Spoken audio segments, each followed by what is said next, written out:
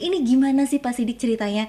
Yang paling membedakan justru itu gitu menurut saya. Ada dakwah sambil belajar bela diri. Gimana? Baik, sejak kelahirannya Tapak Suci memang sudah dinyatakan sebagai bela diri yang tidak sesat dan tidak syirik.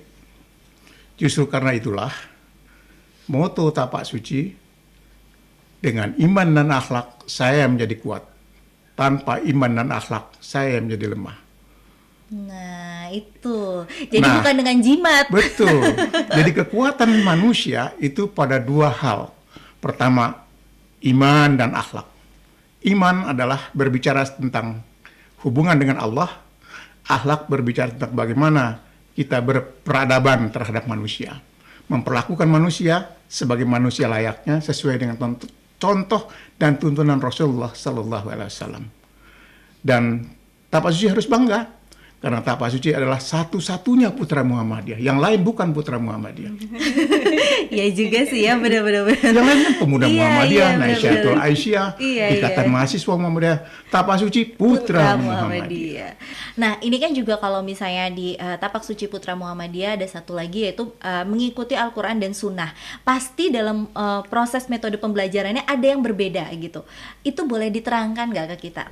Baik, sejak ada anak Tapak Suci tingkat siswa, itu dia tidak hanya diberikan pembelajaran tentang bela diri ansih, tapi juga diberikan pelajaran-pelajaran keagamaan, disisipkan ketika pembelajaran dimulai atau sebelum dimulai, dan tentu saja salah satu yang tidak kalah pentingnya adalah bahwa dia bukan cuma belajar teori, tapi setiap siswa Tapak Suci berkewajiban melakukan sholat secara bersama. Oh, Dan salah satu yang diujikan ketika tingkat siswa adalah bagaimana tata cara sholat. Apakah sudah sesuai dengan contoh Rasulullah SAW yang diajarkan oleh Tarjih Muhammadiyah atau belum. Jadi pembelajarannya tidak putus. Yang jelas bahwa satu-satunya ortom Muhammadiyah yang secara rutin melakukan pertemuan adalah Tapak Suci. Karena seminggu 2 kali minimal dia harus sudah bertemu. oh, Karena latihannya seminggu 2 kali. iya iya benar. Kalau yang lain mungkin secara periodik agak lama, kita cepat seminggu 2 kali. Sehingga kalau mau diisi dengan keagamaan lebih pas. Oke. Nah, ini kan udah 57 tahun nih, nggak kerasa Baik. ya. Sebentar lagi ya ulang tahun Insya Allah. ya. Milad. Nah, selama 57 tahun ini sendiri kalau boleh gitu, boleh diceritakan ke kita tuh ada berapa banyak sih gitu murid-murid Tapak Suci ini? Baik. Tapak Suci sejak berdirinya di Yogyakarta, di sebuah kampung Kauman namanya. Mungkin almarhum pendiri Pak Haji Muhammad Bari Irsyad dengan teman-teman waktu itu tidak terbayang pada satu saat seperti sekarang ini Tapak Suci sudah mendunia. Mungkin beliau-beliau tidak menyangka kalau pada akhirnya Tapak Suci mendunia. Dan alhamdulillah saat ini Tapak Suci sudah ada di semua provinsi. Inilah yang membanggakan kita Tapak Suci karena setiap provinsi ada. Artinya ketika pertandingan perwakilan-perwakilan Tapak Suci di IPSI itu selalu ada.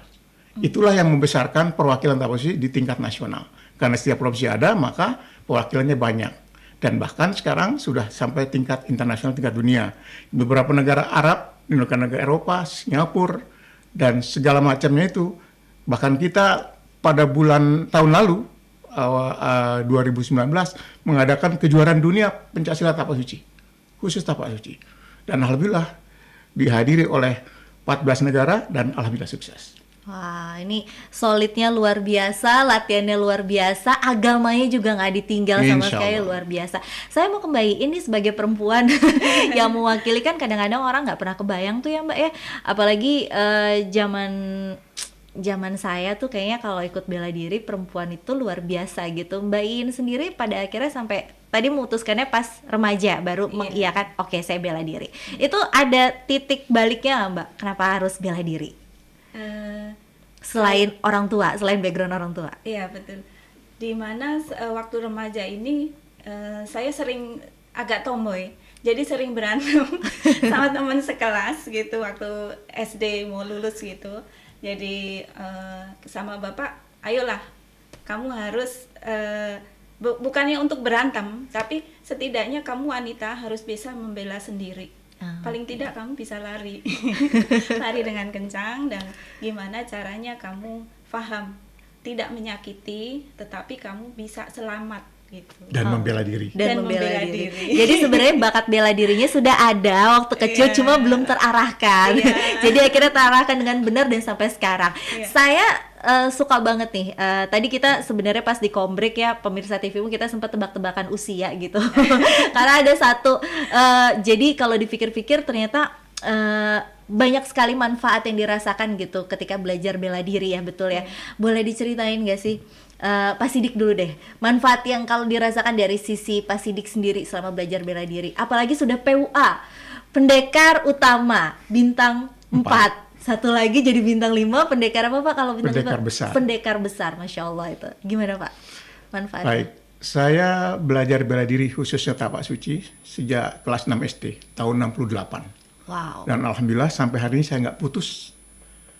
Dan saya membina diri, membiasakan diri untuk hidup sehat dengan tertib, kemudian memperkaya dengan olah napas dan olah diri. Alhamdulillah dalam usia saya sudah 64 lebih, insya Allah masih sehat dan Allah beri sehat.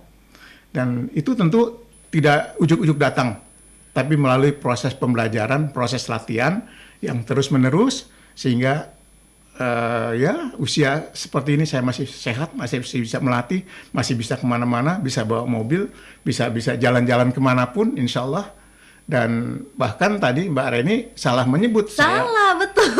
usia saya tidak seperti itu. Bener, gitu. bener. Tadi saya nebak ya, kalau Pak Sidik tuh usianya 55, ternyata 64, mau 65.